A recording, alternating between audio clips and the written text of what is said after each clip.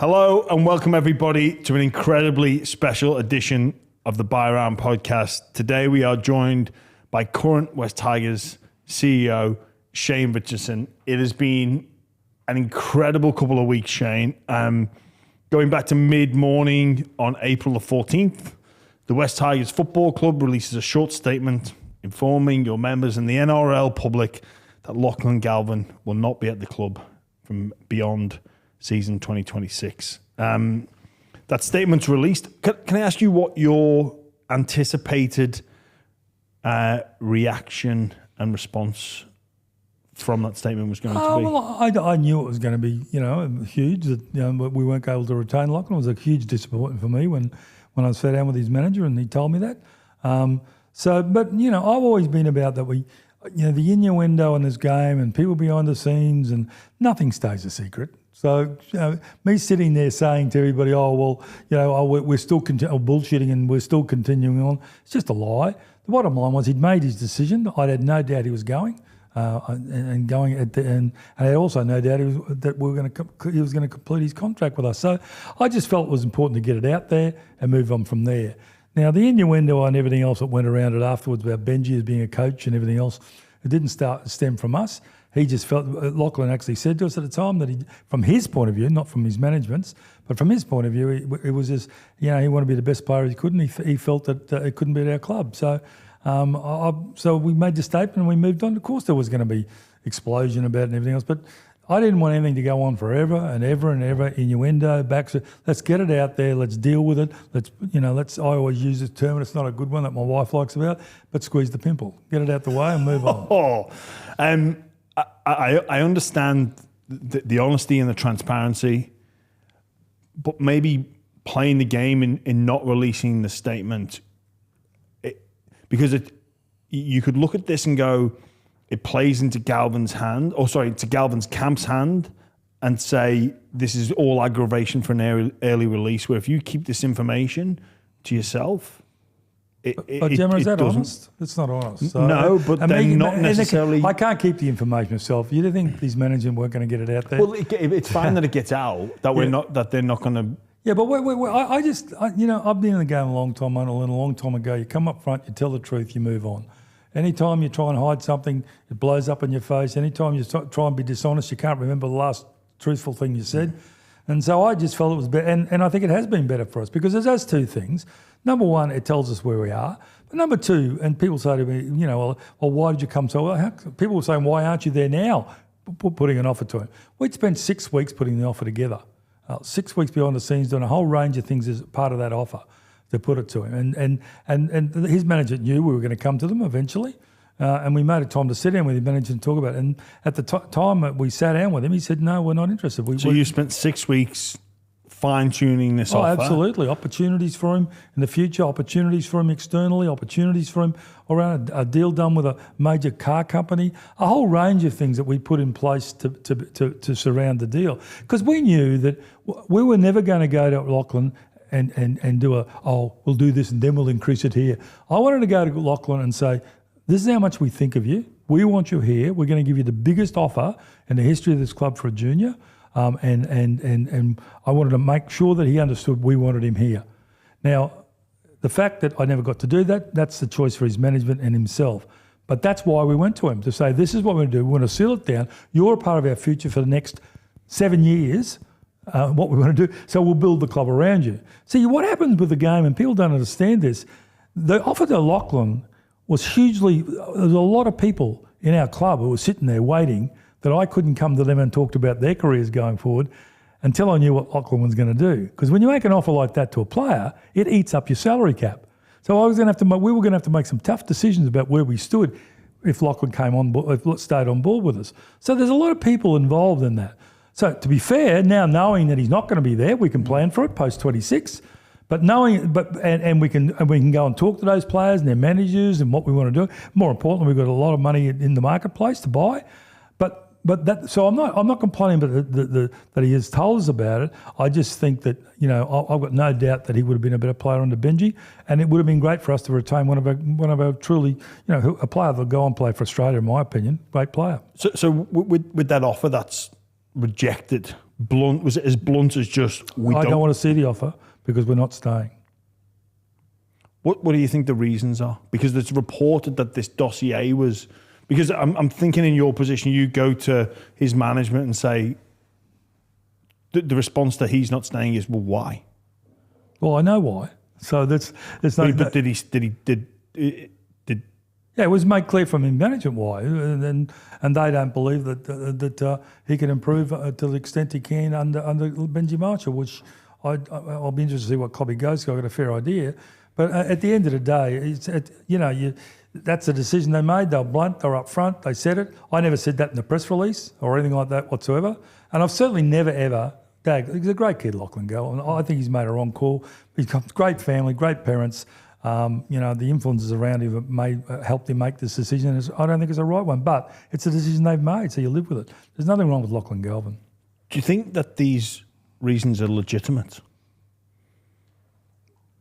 Well, I don't believe Benji's a bad coach, so I've got to say I don't think they're legitimate. But do you think that there's something else at play here in terms of a vendetta? Of course I do, but I don't want to go into that here, or I didn't go in the paper yesterday. Otherwise, look, it'll play out. This is not unusual. I've done this all my life with managers and players and star players and moving, et cetera, et cetera. So it's not unusual, but there's only a couple of things that matter. First of all, what's not unusual? It's not unusual to be put under pressure by player management about contracts and what you're doing early or other one way or the other. So but is it unusual to have such a blunt response, or for a player manager to... First time in my experience it's happened this way, yeah. Yeah. But, is it unusual for a player manager when entering into negotiations to say, here's why my client's not going to stay? Is it unusual? Yes. It is. If he belaboured the point and said, look, I want to hold off till November because we want to see what offers are out there, I probably would have taken the same thing from it. I would have thought he was going to leave. But that would have been the way normally it would have happened. I was hoping by pushing the deal in front of them, it'd be hard to knock it back, and we actually showed them we cared and we wanted them to stay with us. But they chose not to do that. That's the first time that's happened. It's not unusual. But you see, mate, and as I've said to you before, the more I talk about his management, the more I inflame the situation. The situation is very simple. We have a contract in place for the next 18 months, which we intend to hold him to. So at the end of the day, people say, can he work in with the players? I think he can. What are we going to do long term? Well, we'll make that decision. We've got plenty of time to do it. But the kid himself, we just need to move forward with it and make plans for the club to be successful and not let this, as it's done in the past, tear us apart. Obviously, you've gone to the player manager who's bluntly said, I don't want to see the deal. Are you allowed to approach the player and say... I actually, no, to be fair, I said to the player manager at the time, I said, look, I'd like to ring and confirm this with his family. With his family or with him? Well, he's a 19-year-old kid, mate. I've met his family before, and I know how close he is to his family and how close they are, and they're really good people. And to be totally honest, I was surprised by the way that this happened. But at the end of the day, I wanted to talk to his dad, James, who's a great guy. And I said, he said, no worries at all. And so I tried to ring him that afternoon, he didn't return my call, or the next day. So it became obvious that they didn't want to talk about it, which is their prerogative. And it also said to me that they were behind the decision. So once that happened, mate, in my mind, I've moved on post-26. And a lot of people say, like the night it happened, I think I've said that I didn't sleep that night. I didn't sleep because I was losing Lachlan Galvin. I was working out what I could do to replace him. And because that's what you've got to do. You've always got to work your way forward. And it was probably, in my own mind, it was 50-50 whether he stayed or not and what was going on outside. But it didn't become 50-50, it became 0-100. And once that decision was made, we needed to move on. I appreciate the attitude of moving on. I've said all along that I think that the timing of the offer was vital. If you want the desired outcome of securing the future of Lachlan Galvin, a player who you say will one day play for Australia. See, I was, for me, the outside looking in, respectfully, in your company here, the Tigers have got a checkered history. Recent history. Well, they haven't got a checkered history under me. I know. That's what I'm saying. Okay. I don't really I don't want to talk about the checkered history or otherwise. James, it's very simple. There's 4 other players in the club who are in the same position as Lachlan Galvin. 4 other players, all wanting us to come to him with offers. None of them could I come to because I chose and the club chose to make him a priority. At the timing of it, any other club in any situation, Brisbane or whatever, Melbourne, they would have done exactly the same thing in exactly the same timing. And I appreciate that. I really do. And I understand that there's ramifications around timing of the deal and other players that are affected by this. And I've been part of that myself, where players have been brought in and I've had to go, and people can just say it's just part of footy. But if for me, I've said this all along, that I would have waited until the Tigers are playing finals in season 2025. It becomes a Bulldogs-esque flood of fans. The Tigers mania wreaks havoc, and you sit down with the individual and say, Lockie, look at this.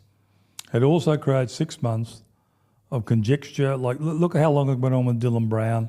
Look how the best way, in my opinion, after 32 years of doing it, and negotiating with players from Greg Inglis, from Andrew Ettinghausen, all the way through, with the best managers in the game, the best way to do with anything like this is be honest and upfront and show them you want them to be there. And that's what I did. I would have done the same with any other player. I've done the same all along the line with Andrew Ettinghausen, who chose to stay at the club. I did exactly the same with Craig Gower, who chose to stay at the club. I did exactly the same thing with Sam Burgess, who chose to stay at the club. This is just S. Richardson 101. It's what I've always done. But is there something different about this? No, none at all. Where you could have gone on those emotional triggers and said... Couldn't have. There was no emotional triggers, mate. But there could have been. No, there wouldn't have been, because they showed there was no emotional triggers, because the answer came straight back no. And that would have been the same answer, in my opinion, in November. And that's what he's meant. To be honest, from my point of view, he's managed, at least I know. Well, I can move on. What happens if your club is playing finals and you've got this avalanche of support and this reported club isn't? You're creating a world that doesn't exist, James, because... But it's a possibility. Well, it's about 5%, and I'm not much of a gambling man, but I don't back 100 to 1 shots. And but, no, but James, I think it's a realistic... For 32 years of doing this, James, I'm just trying to tell you, I know what the situation is. Oh, and you're going to have a gut feeling. I know. I don't want to be called fantastic. I know what this is. That's an emotional thing from you as a player, and you've shown enormous loyalty wherever you've been. I know when a situation is based on a Sam Burgess or a situation is based on a James Graham, and I know I know in the eyes of the players themselves what they're going to do and what they don't want to do. This was the best way of handling it from the club point of view. Did I expect it to come this way? No, I didn't. But having said that, we've just got to deal with it. And the best way of dealing with it is being honest, open and upfront. And that's just the way I feel about it. Obviously, it created this media storm. Fans reacted, and the Tigers playing group reacted with a couple of posts on social media. I've read today that you disagreed with the Taruva, the Jarome Luai post. You were, I guess, how would you describe your reaction to when you saw those posts? He's the leader of the team. See, we can go through this again and again. Let's go back to the end of the week when those players showed the balls to stand up in front of that. We could have put up niff-nuffs on it was one of those normal. What could have been?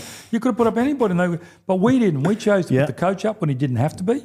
At that time, he didn't have to be up that day. We put the 2 captains up. So we fronted up and they fronted up and gave their reasons straight to the camera about why they did it.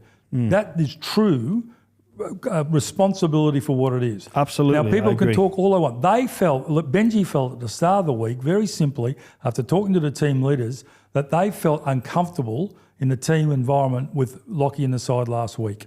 Now, that was the decision. The coach always picks a side in it. Obviously supported his decision. But what happened after that is the most important thing, in my opinion, because what happened was, I went to Lachlan Galvin and said, mate, you don't have to play reserve grade this week. If you don't want to play, you don't have to play. He said, no, Richo, I want to play. I'm going to play. I want to play. Now, he went back and played reserve, played 80 minutes, probably had one of his worst games of the season. But when you watch the tape, he competed on every play for 80 minutes.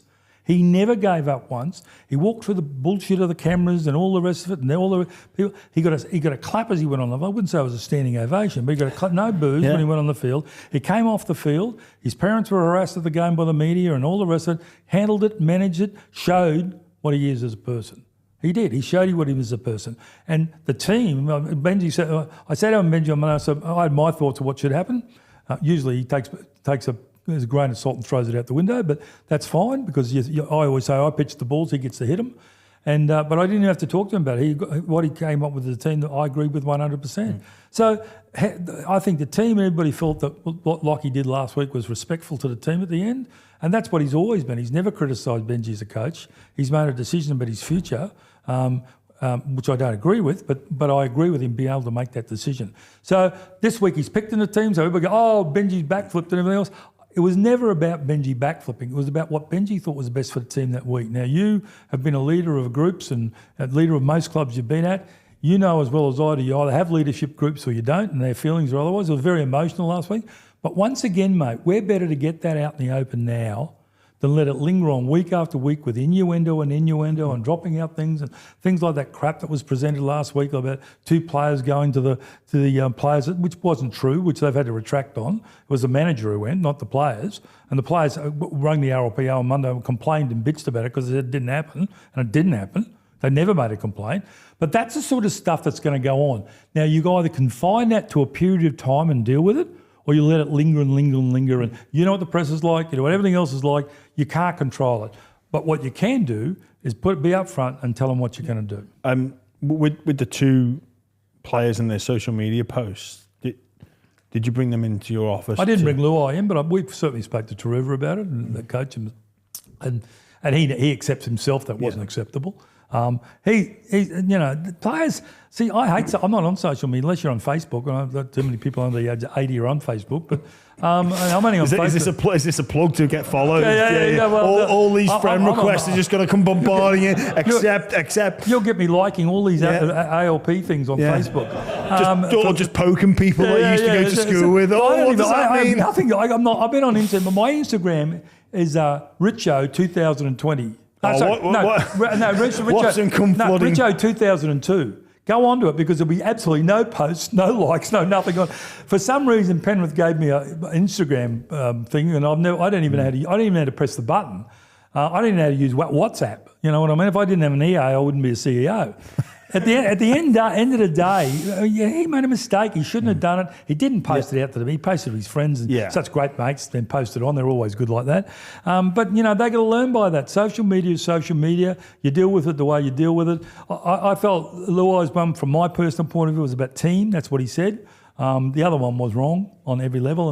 But knowing, if you ever know Taruva, he never stops. He drives me crazy. He's got that stupid boom box there all the time, which both Lockie and I hide from.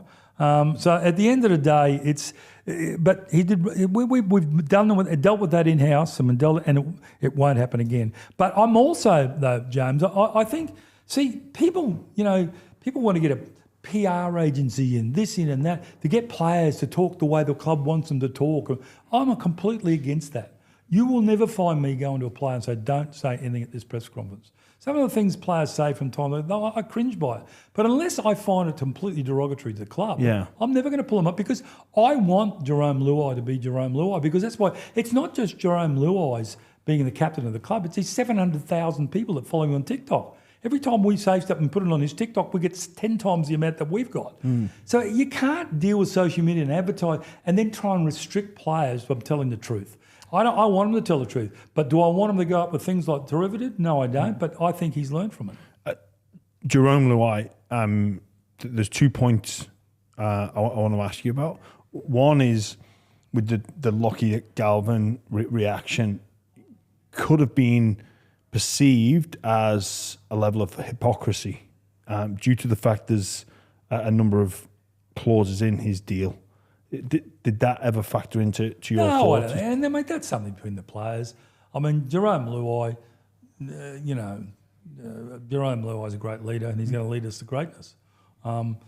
He's got great moral values. He certainly came to us less than for the money from over there. It wasn't about the money with Lachlan, though. It was never. No one's discussed it about. It's not about the money. I'm sure he's not going to take unders to go somewhere else. But it's not about that. It's about team, and the team felt the way they did last week. Yeah, do I agree with it or not? It's not my opinion whether I agree with it or not. It's their opinion. Now, my point about that is that's something in house I don't want to talk about. There's never been a bad word, I think, between the two of them.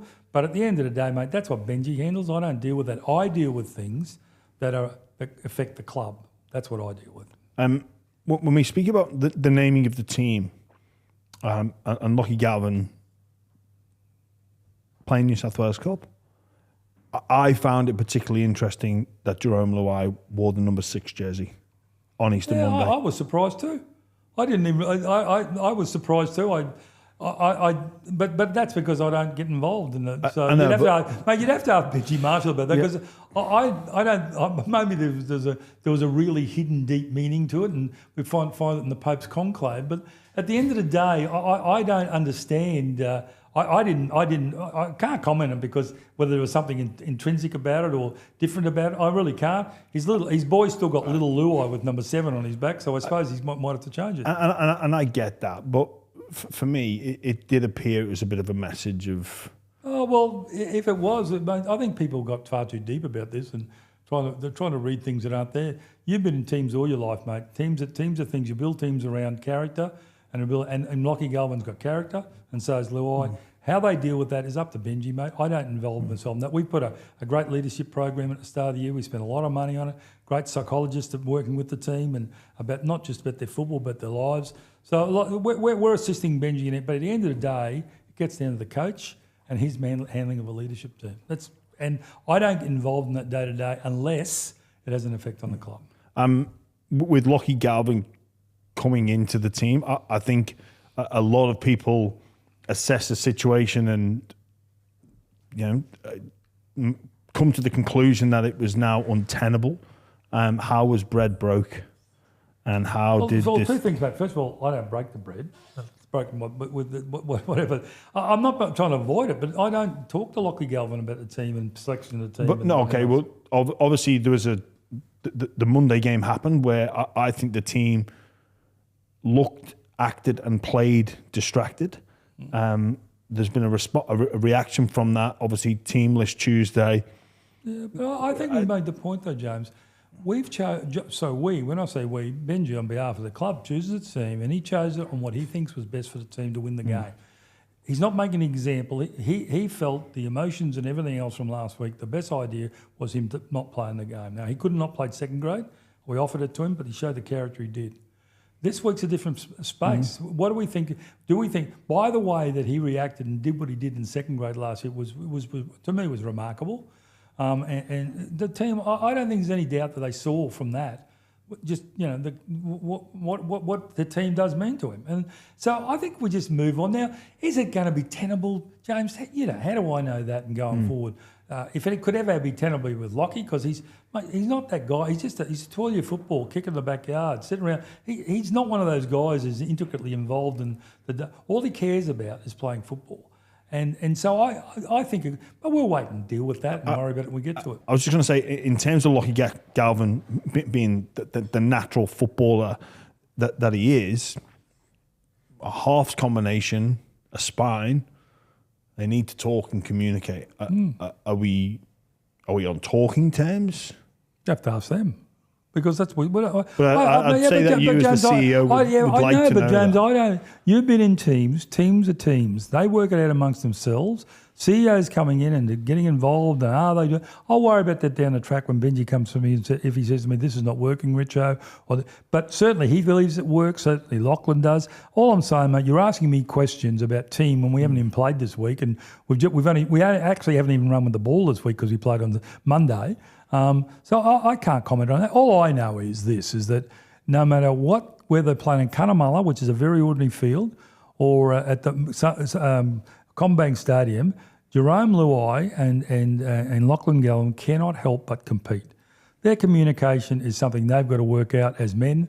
It's not something I can be an adjudicator over. Do I think it will happen? Yeah, I do. If it doesn't, we'll deal with it when it happens.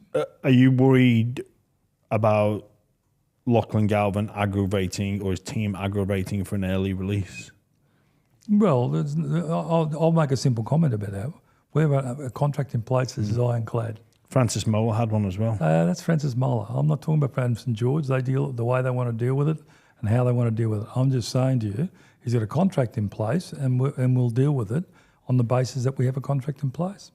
Is there a world in which Lockie doesn't play for the Tigers? Well, you're trying to invent worlds and situations and whatever. At the end of the day, mate, I couldn't give a rat's about it, because at the end of the day, my as you asked me from what I can control as a CEO, I can't control the selection of the team and how they feel with each other and how much they love each other and cuddle each other. I can't do any of that. What I can control is a contract. Yeah, and I made it clear in the first statement on the first press release, and this is the only time I've done anything other than yesterday's article with Reed, where I needed to make sure they understood where the club stood, nothing about the team.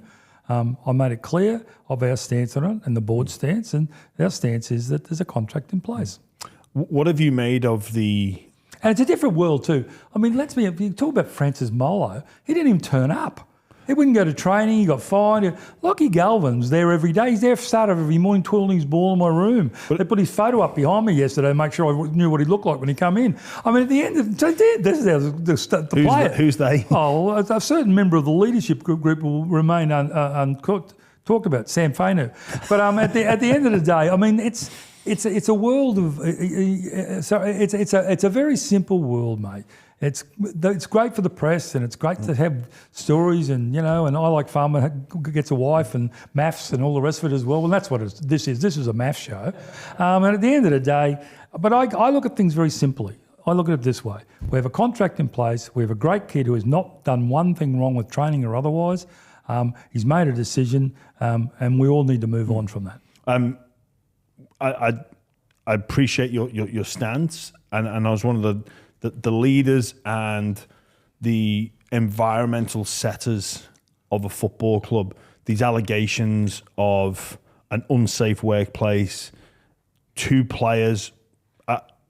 Can you actually just clear up what is going on? Because the Sydney Morning Herald reported... They retracted. They put a thing at the bottom this morning. Have they retracted that? They put it at the bottom of the statement. If you read the statement on the Sydney Morning Herald today, they've changed it. They haven't retracted. What they put down the bottom is, just so it is clear, the players did not make a complaint. Either player did not make a complaint. The manager made a complaint to the RLPA. Around playing 3rd and 4th grade? No, not 3rd and 4th grade. Let's go back a step, because this is the accusation. And it came out and went all around the place, was completely upset. Let's be very clear about this, that the players had made a complaint to the RLPA. They never made a complaint to the RLPA, and not only that, they never want to, and not only that, they rang the RLPA yesterday morning and just said how upset they were about it, because they never made any complaint to the RLPA. Who did make a complaint is the player manager, Isaac Moses. To the RLPA. On behalf of those players? No, not on behalf. He made a complaint, I believe, insinuating that they were behind it, but they were not. And the RLPA, and my understanding of it is this with the RLPA, I've studied it very closely and looked into the depth of article. It's called the Rugby League Players Association, not the Rugby League Players Managers Association. So if there was a complaint about those two kids, who are great kids, they're not selected in the grade because one of them's been really ill and there's a challenge with him, which I don't want to go into here, and the other one's form wasn't good enough. So he played in our third side because he couldn't make the 17 in reserve grade. By the way, he's playing in reserve grade this week because Lachlan Galvin's not there and he's playing 5'8". My point about it, there was a selection decision and there was never a complaint whatsoever about bullying or anything else to the RLPA. Not one complaint. But has there been a notice served? No notice is served. No, what the bullying allegations? No notice is served. So you haven't received anything? Nothing. I had a conversation 2 weeks ago with it. Well, they raised it, and I raised this point with them very clearly. I said, so you've got a complaint from these players? Oh, no, I'm talking about Lachlan Galvin. No, his legal team. I can't talk about that. It's in the papers what's going on. I can't talk about legal things, mate. So I won't talk about that. But legal things are over here. I've had a lot of legal things in my life. I was in Super League, don't forget, so I've had a few accusations all the time. But at the end of the day, that's over here. Over here is dealing with Lockie, his management and his playing. and we'll deal with it the way I've just talked about. To sort of try and summarise this whole situation, is this just, when it boils down to it, is this Marshall v Moses or Moses v Marshall? I think, no, look, it'll be very easy for me to do that and go one way or the other, but there's no doubt there's an enormous amount of antagonism between Isaac and Benji. And I'm not sure what, I've had it since I've got there. I've known about it, so it's not something unusual. But I don't want to comment. That's between them. My job is to be in the middle there and to deal with both of them. And I've dealt with Moses before on many occasions. So at the end of the day, I can deal with Moses on a business basis, and Benji and Moses don't deal with each other. Is there a fear you may lose another client of Isaac Moses, which is the superstar fullback Jarome Buller? No, I don't have any fear about that at all. A different situation, different player. He's only just...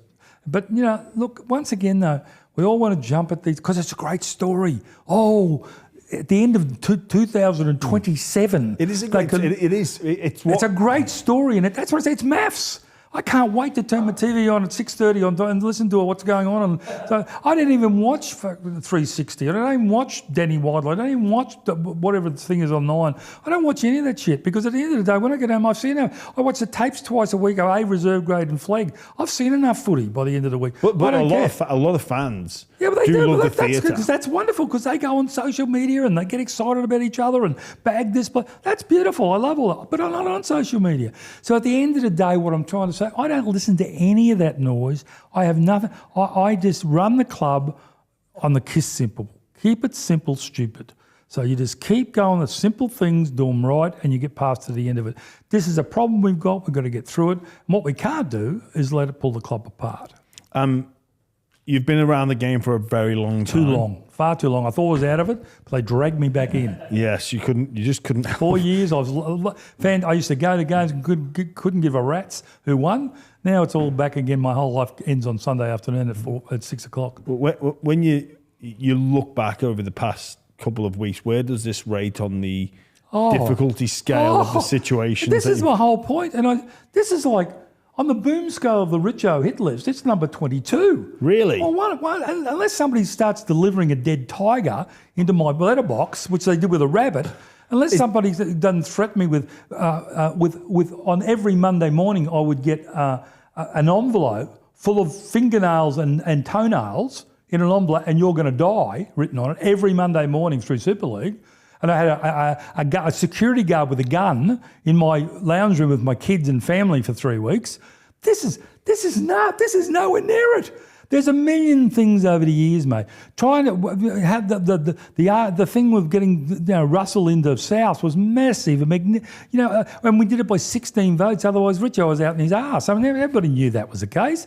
16 votes, 8 people voted the other way. We wouldn't have had South with Russell. That's what happened in the end. So I lived all through that, and I lived all through the other bullshit and all the rest of it.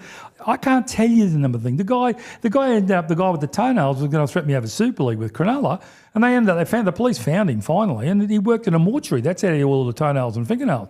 So at the end of the day, mate, this doesn't even rate on the scale. It's Cronulla in receivership when I went down. They had no money, no players, they were completely Penrith, wooden spoons. We used to get trained. There's a truth, so we have to get changed in the bus, changed at the ground where the training facilities were separate from the ground. We used to get changed there and get a bus to the ground at Penrith, then get them out and security guards to get them in, and then people were spitting on them as they went, this is their own team. When the wooden spoon, they had wooden spoons delivered. Mate, and we had a board split 5-4 against each other, and we still won the premiership from 100 to 1. So, mate, this is nothing. There's not nothing, but people get so excited, and it's a great story. And I get it, and I understand, but I don't treat it that way. I treat it this way: keep it simple, stupid. I just don't get involved. What is the facts? What is the reality? What is the truth? If you just keep it, but I get why it sells papers and you get clickbait and you get all these things. That's why I don't do these things. That's why you don't see me in the paper every week about the things or otherwise, unless it's about the club, the grounds, etc. But all I'm saying to you, mate, it's like, honestly, it's number 33 on the hit parade, on the Richo hit parade. It's number 33. I go to England. What about England? Gateshead, pardon me, closing down, and all the hassles there, and the drama to Hull, and fans, and losing $500,000. No, that's a fairly big hit. There's nobody sitting there with a machine gun in front of me in World War I, and I've got to go to the top. This ain't that big. And at the end of the day, you just got to keep it simple and make sure you focus on what's important. What is important is the club. What are we doing to make this club stronger and stronger and stronger to avoid wooden spoons and become commercially successful? We're getting that way off the field, and we're getting that way on the field. This is a hiccup, though. Is there any, I like to talk about different worlds. Oh, yeah, you do. The relationship can be rekindled and Lachlan Galvin stays beyond 20. I don't believe there is. I'd love to it. Tomorrow, I'd do whatever it took to do that with him. And I love Lachlan Galvin. I honestly do. That's not just saying that. He's a great kid. And so is his parents. His mum and dad are just wonderful people, from really strong working class. His father's a greenkeeper at one of our clubs, golf clubs. And he's a very good greenkeeper, by the way. When I play the Lakes is a very good place to play. But look, they're great people. They've made a decision. I get the decision they made. They'll support their son. And if he said tomorrow, Richo, I've changed my mind, boom. But it's going to be fairly quick because I'm going to be spending the money because I've got all these other people waiting around for me to come back with decisions and the marketplace itself. The game as a whole, Richo, this year in particular, the early move of Reece Robson in the off-season, which kind of went under the radar, which I think is huge. We had Dylan Brown, we had DCE, Brandon Smith, Lachlan Galvin, 18 months out. It's great for the math soap opera aspect of the game, the shows, the engagement. It's a disgrace. It's an absolute disgrace. And I've been saying it for years and years. It's an absolute joke that we don't have a transfer window. We would solve most of these problems by having a transfer window. And honestly, if we don't, I don't understand at all where it's transfer windows are in football throughout the world, the NFL, the AFL, so everywhere else, but we don't have it here. And it's ridiculous that we don't have it. Because at the end of the day, people don't mind moving, managers don't mind moving players in the middle of the year. So they don't worry about the transport costs and the, uprooting my kids from school, and that's all right. But when we actually can have a proper transfer window, when we can try, we won't stop all the back things in the background, but it'll be a period where we know that it's going to happen. Two things, publicity-wise. You think it will happen? I do, but I believe it has to happen now, and there's a lot of people in the game who believe that too. But is the other side of the fence in terms of the news cycle? The argument against the transfer window is the fact that it keeps rugby league dominating the headlines. Oh, for all the wrong reasons. The wrong reasons. Yes. We look like a laughing stock. From the purist aspect, it is the wrong reasons. Oh, not even the purist, but the fans don't want it. The fans hate this thing. They hate the fact that 18 months out of players leaving the club. They hate the fact that Dylan Saga went on for so long. But the fans don't like this. The only people who like this are the blokes that get paid on clickbait. Are you sure they don't actually secretly love it? No, they don't, mate. I speak to fans more than anybody here, anybody in this room, and I'm telling you now, the fans hate it. They want it changed. The NRL hate it, and they want it changed. The CEOs hate it, and they want it changed. There's only one group that don't want it changed, and we'll have to see what happens in the next CBA. Which group don't want it changed? The RLPA. So the players? The RLPA. Who act? The RLPA. They act for the players. Do they act for the players or player managers? Hang on. That's right, players. Yeah, you're right. Sorry, I've just had to think. I forgot those bylaws. So you don't think the players want to change this?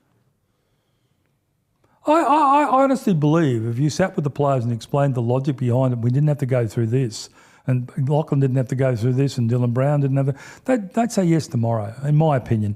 Players Association, and Clint represents them, so he might have a different opinion. But I think if you sat down logically and presented to this, that the fans want it, the clubs want it, the NRL want it, There's no question mark. It's great theatre and great for, all the rest of it, but it's not good for the game. And more importantly, I think you get more value about having a situation where every year there's the window, or twice a year the window came up and the discussions around it and who's going in and who's going out, and that's a positive thing. Then of course people are going to talk to each other beyond them when not supposed.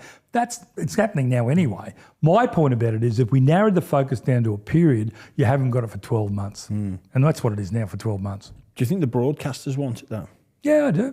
I don't think the broadcasters are worried. The broadcasters one iota. They only care, and in fact, they only care about anything that's detrimental to the game that might affect them on television. And I don't think this is detrimental. It won't affect them on television. We'll turn up. The best players will be there, and we keep moving on. It might affect the shows on TV as far as not being able to gossip on for an hour and a half about it. But I don't watch them, so I don't really care. Mate, there's only one show you watch, right? Well, what would it be? The buy round. Oh, the buy round, sensational, mate. No. But I'm still impressed. There's no. Last time I was there was all these beer cans and everything else, and they were all empty, by the way. Now we've got Hyundai. It's gone up market. We've gone up market indeed. The Tigers, the West Tigers as a whole, in your time there so far, away from the field, the Leichhardt Oval. Yep. Redevelopment. Yep. The strategies in play there. Yep. Where are we at? Have anybody seen the paper, the redesign of Doesn't Leichhardt? it look great? It does, mate. It's going to. They said they're going to have 20,000. They've got to sign up in writing, but if they've got 20,000 seater stadium there with all those facilities, it's a different world. But it wouldn't have happened if we hadn't stood up and said we're not playing there without it, and we wouldn't have, because at the end of the day you have to have the facilities. So the answer is yes, it's great. We've got to sign off on it yet. But is the strategy to go to Western Sydney with the Campbelltown? Well, we'll still play at Leichhardt. We're always working to play. So how many games we play at Leichhardt? And the strategy in Campbelltown, we want to go to the Southwest. We made it a secret, but we can't go there with the stadium the way it is. Unless they spend $100 million in that stadium over the next 5 years, we won't be there. At Campbelltown Correct. Sports Stadium. And they've got to have it signed off by the 30th of June. This year? Why? Because we've got to plan. Leichhardt have told us that they're going to start the building in 27 and it'll be finished we won't be there for the end of the 27, 28. So we can plan what we do 29, 30 with them and go forward. We've got nothing in place at Campbelltown. So we've got a deal in place for next year. That's where it's same with Leichhardt. We haven't signed an upgraded deal there yet either. Because we want to see in writing what it's going to look like and how we plan around it, because we have to make arrangements. And if we can't get it at Campbelltown, we'll simply have to go to another stadium. We had 27,000 people paying $1 million in gates on the weekend. This is the West Tigers team who's won 3 wooden spoon. 27,000 people at Combank Stadium. Is that where you move if you don't go to Campbelltown? You're trying to take away my negotiating opportunities, are you? I don't know where we move. Cunnamulla's made a good offer, but I don't think they can get the stadium done in time. My point about it is, though, mate, we want to play in the Southwest. We want to play a majority of games in the Southwest, but we cannot play there on the basis of that stadium at the moment. So they're going to have. We know what it's going to look like. They've done plans and it looks wonderful and all the rest of it. And I really we're having a good relationship with the council. But they've got to lock in by the 30th of June what we're going to do so we can do the same with Leichhardt and plan ahead. Because we've got to spend the time for them to do it, to be playing elsewhere. Richo, obviously you're heavily involved with the Tigers, and we've spoken about the impact of Lachlan Galvin with recruitment. 2 new teams enter the competition. Is there? Oh, there's only one I know about. 27 and 28. We're anticipating the... Oh, yeah? I'll be surprised if the Bears are in it, but we'll wait and see. Really? For 20 at all, or just for 27? No, well, there's no negotiation that I've seen that says that the Bears are guaranteed to come in. We've tried to force the government into a corner about what they do with it, and they've said no. So now it's really a matter of who are the legitimate people who are going to put the money if the government doesn't, because the government's not going to do it. See, this is the whole point, mate. Redcliffe is a very, very financial operation, and they've done a great job. And they've got juniors. We're talking about a place over there that has very limited juniors, who is a massively run AFL state, and the bloke who owns the network over there is not the Murdochs. It's owned by Stokes, who's a huge AFL guy. So there's a whole range of things. We played in Perth for 8 years. I know it fairly well with South. But it's not past the post yet, so don't presuppose the Bears are coming in. If you're thinking that, well, I'm not saying it won't come in. What I'm saying is a long way from coming in because there is no business plan on the table at this stage that supports a team in Western Australia. It certainly affects recruitment strategy, though. Oh, Papua New Guinea do, but maybe Lachlan's going to Papua New Guinea. It'd be nice if moving up there on an ink compound and having his life up there. That'll be exciting for him. So away from the Campbelltown. Jason Riles doesn't coach Papua New Guinea. Good call, actually. No, but look, mate, it is, and the good news about that, we all got 1.7 million up front this year, or just recently, or a little transfer across from going in. So Volandes has done a good job for the clubs and that, and we'll see how successful Papua New Guinea is. But I don't. That's what I'm saying, mate. That's what you make the point about Lachlan Galvin and why did we go early. These are all the things that are going to be happening post 26. So we need to have our players locked in and our plans locked in before the end of 26 because it becomes open slather after that. And if the Bears are in, it's double open slather. So there's a whole range of, but all we can do is control what West Tigers do, and that's what I'm trying to do, control what West Tigers do. How long realistically can Tigers fans and members anticipate you being back in the finals and because it seems as though you're going that way as a CEO? Clubs come 5-year plans. I don't ever have I've never said a 5-year plan. No, I'm saying they're all clubs bullshit having a 5-year plan, mate. We want to win tomorrow. If we can. I said to Benji at the start of the season, mate, and this is only me. It's not Benji. And I said, mate, if we're 3-5 after 8 grounds with 6 brand new players in the squad and trying to meld everybody together, we'll finish far better at the end of the season than we do starting. There's no question mark about that. And you can see Jarome Luai, he's fitting into the systems. He's not, he's working out is he a 7, is he a 6, where he's at. That's going to happen. Lachlan working out combinations till before, and that's going to happen. So what I'm trying to say is we're in a really good spot, in my opinion. We should have won on the weekend. We didn't. Grandmother could be a grandfather if you wore army boots. But at the end of the day, we're in a situation where we're strong and we're going to get stronger. And that's my point, is that knowing where Lachlan's not going to be there, well, we've got to work out what we're going to do. And who knows who we might recruit over the next three months that makes us a competitive. I want to win every game. And I want us to be in the finals this year and next year if we can. And if we don't make the finals, no one's going to complain. But we want to improve, and we are improving.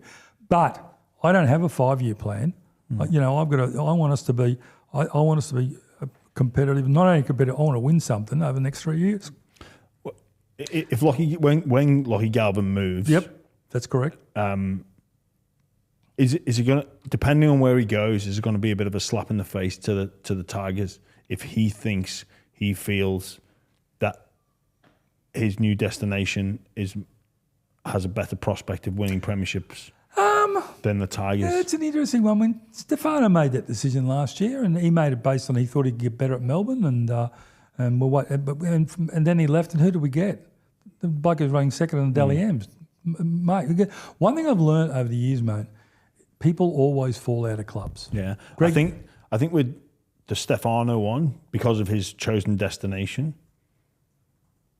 difficult. Yeah, and he did the right thing all the way through. It is different. But with Lockie, if he ends up what at I'm one trying to say to that, mate, you're missing what I'm trying to say is that when one door shuts, another one opens. You don't know what's going to open. You don't know who we're going to have at half-back next year. You don't know who's going to play. No one knows those things. All I know is that and we've got a poultice of money, and we've got an idea of exactly what we need to make the team stronger. And we're in the marketplace, and we'll make announcements over the next 2 or 3 weeks about the players we've signed or otherwise, which will be exciting for the club. Are they players from outside the current roster? Yes. So at the end of the day, we're still, but we work behind the scenes, mate. No one knew we were going to sign Taruva. Nobody believed we'd sign Jarome Luai. But we're working behind the scenes, and I learned a long time ago, you cannot buy players when you have no money. Now, I always work to have the money and then wait, and then something pops out. And something will pop out. And then when they pop out, your clubs have overextended themselves in their salary cap. I don't have to name them, but you'd be pretty stupid if you didn't work out who they were, and players are going to have to pop out from them.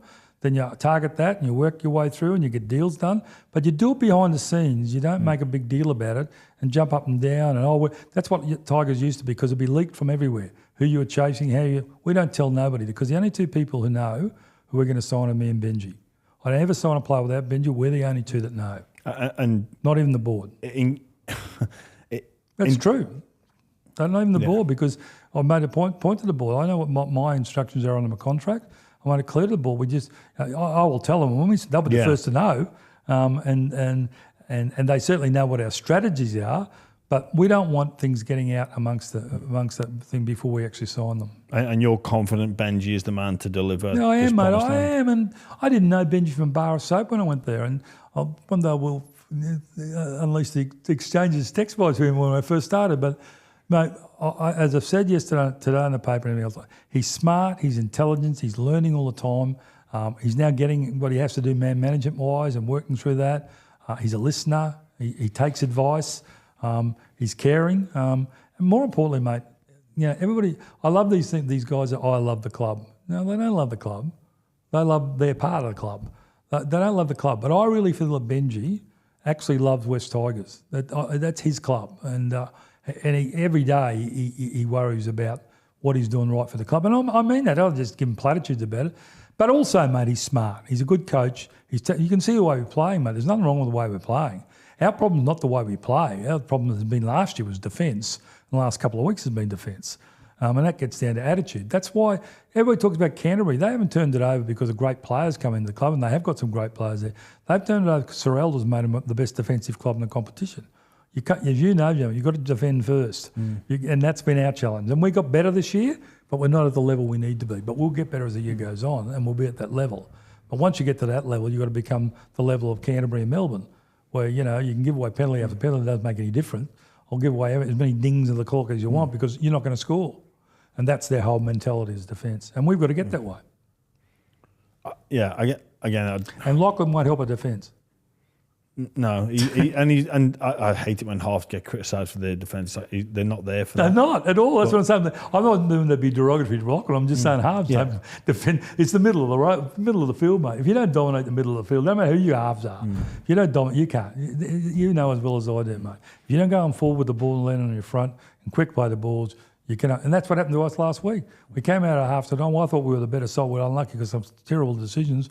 But the first 55 minutes of the second half, we allowed them to just pour through the middle. And they beat us and rolled us. In terms of what's already happened with this situation, I think the story goes away until the player in question's future is decided. Yep. Are you anticipating a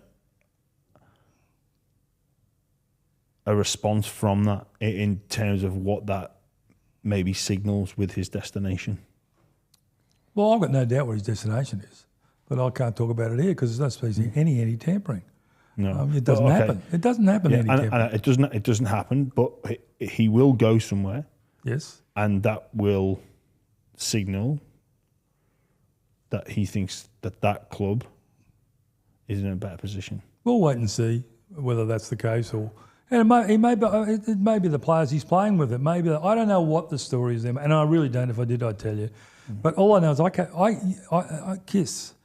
only control what I can control. I can't control that. I can't control. In 6 weeks' time, we'll assess where we are and what we're going on with, and one way or the other, as we assess every week. But I can't control. Mate, as a player, you can only control the controllables. All you can do is what you can do and how you do it, because you can't control what the halfback's going to do, and he can't control you because he's not going to charge it up the middle and get belted. At the end of the day, control the controllables. And if CEO can't do, I can only control. The only thing I can control is this contract. Yeah, fair enough. I always say you can stack the odds in your favour. There's controllable variables that you can increase the opportunity of a desired outcome versus the ones that you can't. Correct. Can I just ask you on a personal level, with everything going on in the Super League, I know you have ties there. I don't particularly like what I'm seeing. What don't you like? The fact that a team is, as far as back as I can remember, being in financially dire situation, that they get a vote at the table, that the the growth of the game is stunted. In fact, it's arguably gone backwards. It's not arguably gone backwards. It has. Well, yeah. Well, it has. It's half. It has gone It's backwards. half the television money. It's, let's be honest, that's a good starting point to it. Attendances at big games, i.e. Grand Final, Challenge Cup finals, have come down year on year.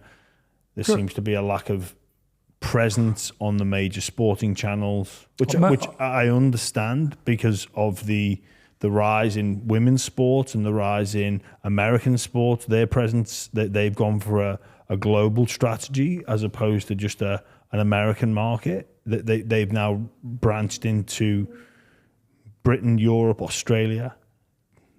But the talk is that they're about to be purchased or part purchased by the NRL. What do you forecast happening for the Super League? Well, first of all, I'm the only Australian to ever serve on the Super League board. I was on the board in 2000. Here's who was on the board: me, Gary Hetherington, Nigel Wood, Morris Lindsay, and some other bloke I can't even remember. The same people are still there, except Morris, unfortunately, has died. Nothing's changed in those times whatsoever. Secondly, well, Nigel Wood left and then he's just come back. Well, don't even start me on that. I've made my point clear on that in papers in England. It's a farce. But at the end of the day, my point about it is this, though. The Australian NRL has gone to another level for one reason and one reason only. They have thought out of the box about what we need to do to make the game more desirable to fans and more desirable to television and more desirable. We've also finally discovered just how valuable international football is to the game. We used to do a television deal, and you add on and say, oh, okay, we'll throw in the internationals. No one even paid, not 1 cent has ever been paid over and above a television deal for because people just treat it as a joke. I'm telling you, they don't treat it as a joke anymore. And to be fair to Volandis and Abdo, they've made that, and they didn't start it, but they saw the fire of Tonga and Samoa and all the rest of it. Now they've created an international competition in the Pacific, which is outstanding, and promoted the games, and people want to change it because they want to play with the passion of the nationality, and Papua New Guinea's going on. It's coming. They've made that grow. My critique of Las Vegas was never about... My critique about Las Vegas was transparency and budgets. And then the second thing is about, I got no problem if you say to me, we're going to spend $10 million, lose $10 million, we go to Las Vegas, because we want to promote an international style of the game, which is what it's done in that way. It hasn't made us get more heads in America. It certainly hasn't started anything up in America. But what it says is we have a bigger vision than just Australia and the Pacific. Now, the challenge you've always had is that England have always had this insular competition. I love English football. I love the fans. You must have come in a shoebox. You must have come in a taxi. All the songs, I loved it. And the number of times I've sung, you fat bastard, you ate all the pies. I loved all that shit. At the end of the day, though, what I'm trying to say is that they live in that corridor. And as long as you have Batley having the same vote as St Helens, you're going to have the fight that's on there now. They try to change it all the time and nothing ever changes. The only way that they get any recognition at all is because of St Helens, because of Wigan, because of Hull, because of Warrington. And what I'm saying, those millionaires that are involved with the game, and one of them's a billionaire, they sit there and think, what the hell's going on here? When you've got a situation where darts has become twice the television product of rugby league, it'll give you some idea of where they've gone backwards in the standards they are. My point about it is that the NRL has a view of an international game. Investing in the Super League, if you're with an investment broker, he would say, what the hell are you doing? Investing in a hotel here will make 20 and 30% returns on it over the period. But all the league, including the clubs, know that England is really important to the international, and so is France. And that's why you get some of these... Well, anyway. What is it about France? Because, mate, it makes us an international game. So who's anti? Oh, the clubs in England, because they don't bring anybody across to the game and they've got no television rights in France. My point about that is... Is that right? Is because I've heard a couple of people say that. And they don't want France. They don't want Catalans in the competition. No way. They don't. Because they don't bring spectators to the ground. Catalans have to pay for all the airfares to go for the quarter-final for Watson and come over there and play them regionally, Salford. They wouldn't pay it. The English Rugby League wouldn't... My point of... Forget it. Let's break that down, though. Let's just have a bit broader picture. So what we need to do with them and say, hey, you know what? You've got a fantastic, magnificent product. Every time the game gets in the shit, the players get you out of it. But you've got to you've got to think out of the box. You can't think about whether there's more Batley will bring more fans to the game than Catalans. That's the way they think. You've got to think, what are we going to do to get a bigger sense of the pie? How are we going to get a bigger portion of the pie? Now, do you think, for the first time ever, all 3 television contracts have come up at the one time? The NRL, the Super League contract with Sky, and also the international game, all at one time. They're always used to lock. So we've got a chance to go with a package as a group together and say, okay, let's look at this as a world stage. Let's set up a competition that can genuinely be promoted another way. And this is the way it's got to look. You can't have promotion and relegation. You've got to have 2 teams from France. There's 8 from England, 6 certainties and 2 based on what the finances are and how we put it in, so you don't have a Salford again. You have a situation where you set that up and you have 10 teams and take that product to these world people, like they're all looking for world game things. We've got this product, including you can go to the French TV and say we want to. So we get a package deal where they, instead of splitting it up, getting half the money from Sky, getting nothing in France, you know what I mean? Go to them and say, you want us, you have us, but you got to have us, and do a deal at the highest level. Then they all buy in. The teams get more money. The game gets more money. Nothing affects the RFL or the running of the amateur game because at the moment there's a pool that they get a percentage of that goes back to run the RFL, which is about 27%. All right? Well, all you do is, but they will still get 27%, but they'll get 27% a lot more. Do you understand what I'm saying? Yeah. But they've got to run the game like we run the game. When you bring a franchise in, that's got to be strong, worthwhile, and it's got to be part of the plan to go forward, like bringing 17. I'm not against Perth coming in. What I'm saying is they've got to be a part of a plan to bring them in, and they've got to be financially stable, or you get another Salford. My point about that is we can do all that, but in my opinion, and I think other people's opinion, we've got to control it for the period. We've got to control it because we have to. It's a non-negotiable. We have to put people in that know how to run the game. My opinion, it should be called NRL Europe, and because it's National Rugby League. And when did we give up the name rugby? When did Rugby Union get the name rugby by themselves? Mate, they are in disarray in England. They are in disarray. The Super League is the name of the female Premier League. Well, we should have changed Super League years ago, but we come and we go in there and we show sponsors, television. This is another world. These are 10 franchises with control, number of games, all of it. Still have the Challenge Cup. That's not even a problem. This is the problem. But it's a whole global approach to it to get more money and more importantly, run the game, have the same rules. Then out of that, you get 2. The same rules would be a handy start. Correct. Well, why wouldn't? Because they have their parochial ways and we have our parochial ways too, by the way. But at the end of the day, for the betterment of the game, but there's 2 things that come out of that. First of all, 10 teams, no promotion, no relegation. Doesn't matter what Batley do, they're not getting in it. At the end of the day, because you've got it, once you have relegation, I don't know it's part of the English game, but once you have it's part of European sporting culture, but perhaps the times have changed. Even speaking of the women's Super League, their premier soccer competition, they're debating now about whether to go to a franchise model versus the promotion relegation, because what they're finding is the same problems that the rugby league teams have is promotion and relegation gives no security. None. So investors... But also a promotion and relegation, if you're in the soccer, when you go down, you get paid a premium from the television money for going down. Now they do. Yeah, they do. What I'm saying now they do. Yeah. You lose money coming down. Because you go from the ridiculous amount of money, and now what they're talking about is cutting the salary cap. They're talking about cutting the salary cap so that the other teams can compete. That's the most ludicrous thing I've ever heard of. You either have a vision of the game of growing it on the world stage, or you want to be on the M62 playing Batley and bloody Dewsbury every week.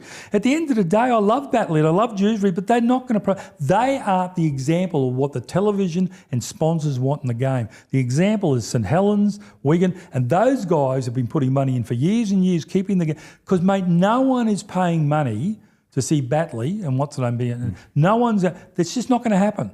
What they are going to see, and 2 things come out of it. First of all, you get a stronger team with more television money, and more importantly, you don't halve the salary cap. You double it. that we get the best players possible. You work in a deal with Australia and NRL so that we're not stealing players and work out an exchange thing amongst them. And you might even have, Brisbane being involved with London or what, I don't know what. But what you will have is you won't have a fight because you're all in the one team. You're all in the NRL, National Rugby League. It's a National Rugby League of Europe and the National Rugby League of Australia. But a second thing, mate, and this is what I think is the most important, and this goes on from Volandi's idea in Las Vegas, because Volandi's idea in Las Vegas is not going to get us a team out of America. And still, my son coached there. He coached the American side and coached the great Brooklyn Kings to a magnificent victory over there. But it's never... My point about that, though, is if you've got this competition over here where the television rating is going through the roof, sponsorships coming into it, it's a European competition because France is in it, et cetera, and then you say, we're thinking about going to 11 teams. Well, the 11th team's not Halifax. The 11th team might be a rich banker from New York who's seen this running properly, and he might say, well, okay, you know what? It's quite simple to fly across. What I'm saying is... Like the Toronto Wolfpack. If you build it, they will come. There's nothing built. In fact, it's decaying. I want it to be successful. I'm not here bagging the English. I'm saying it's magnificent they've survived. It is. It's honestly... Without the investment of people like Eamon McManus, absolutely. it just... Absolutely, and not only that, mate, without the players going to another level. To be fair, mate, when I was over, I was astounded the amateur competition was so good as it was. Those clubs in the amateur game are just ridiculous how much they keep producing. They produce all these on a shoestring. In a cold meat pie, well, they're not even meat pies, cold pork pie. At the end of the day, they just... So I love it. I love the enthusiasm. I love it all. But if they're going to do it, let's have a business plan. Let's set it up properly.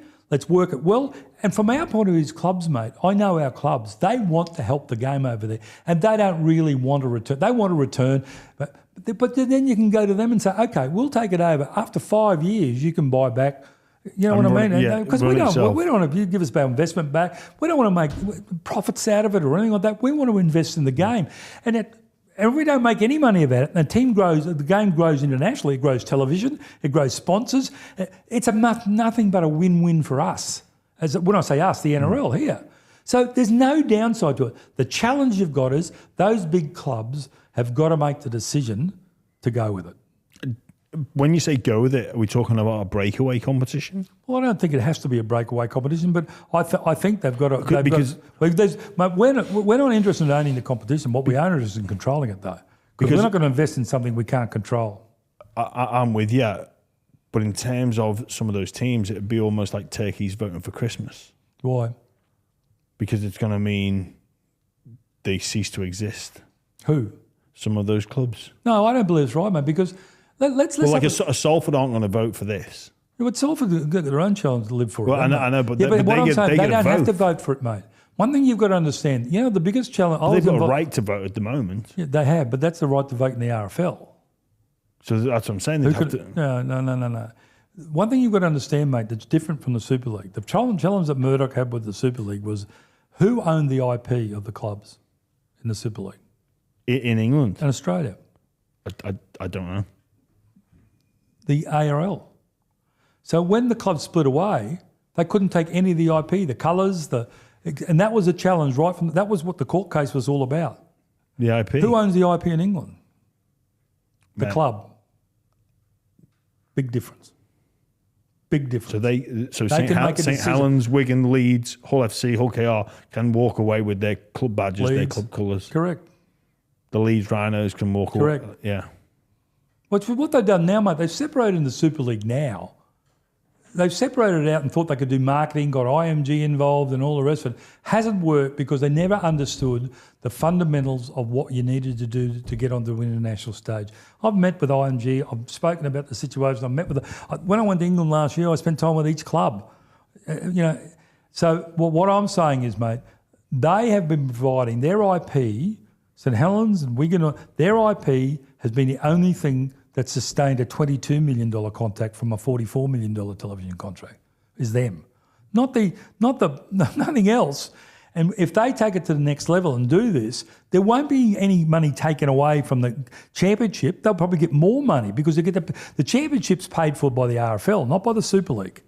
The percentage goes from the Super League to the RFL, who run those competitions. What I'm saying, that's no different here in Australia. The Queensland Cup, I was in Brisbane, the East, when Broncos came in, it was going to die and the world was going to collapse and Henny Penny. And look at the Queensland Cup now and the New South Wales Cup, mate. They're magnificent operations. They're successful, they're financial, but where does the money come from? It comes from the central body and grants to it. And what I'm saying, there's no reason the championship and the amateur game, that won't suffer at all. In fact, I believe under this system, it'll get more money because the percentage won't change. The revenue will.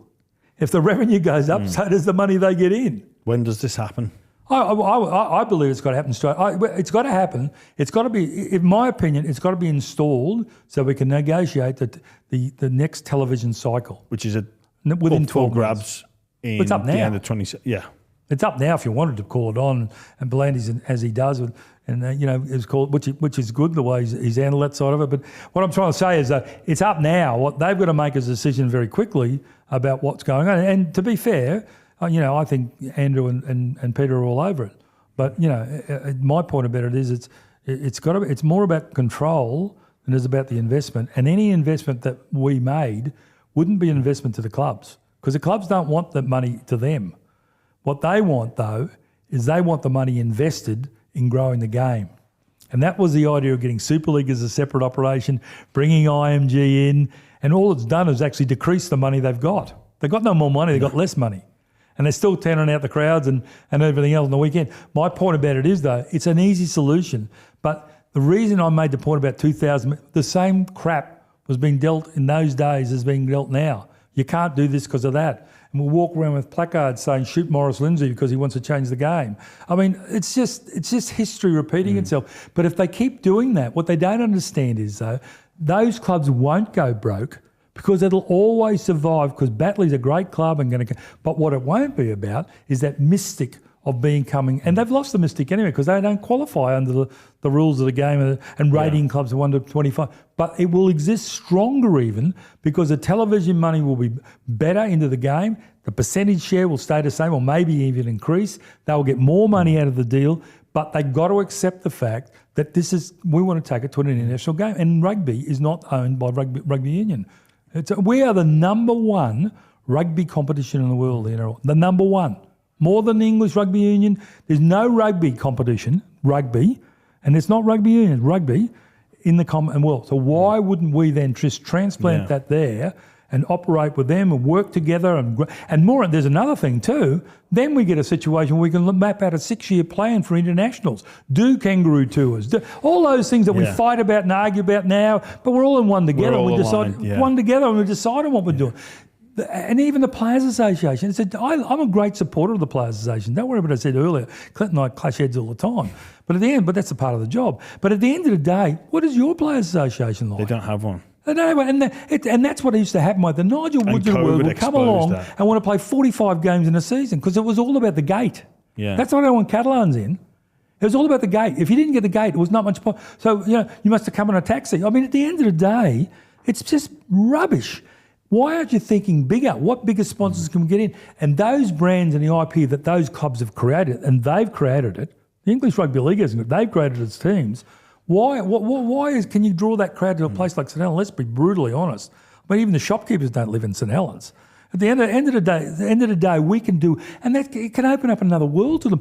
More importantly, this is a successful business now, and we understand rugby league. This is not like IMG, who has no idea about rugby league. We understand the game and and all the hassles that go with it, the referees and all the rest of it.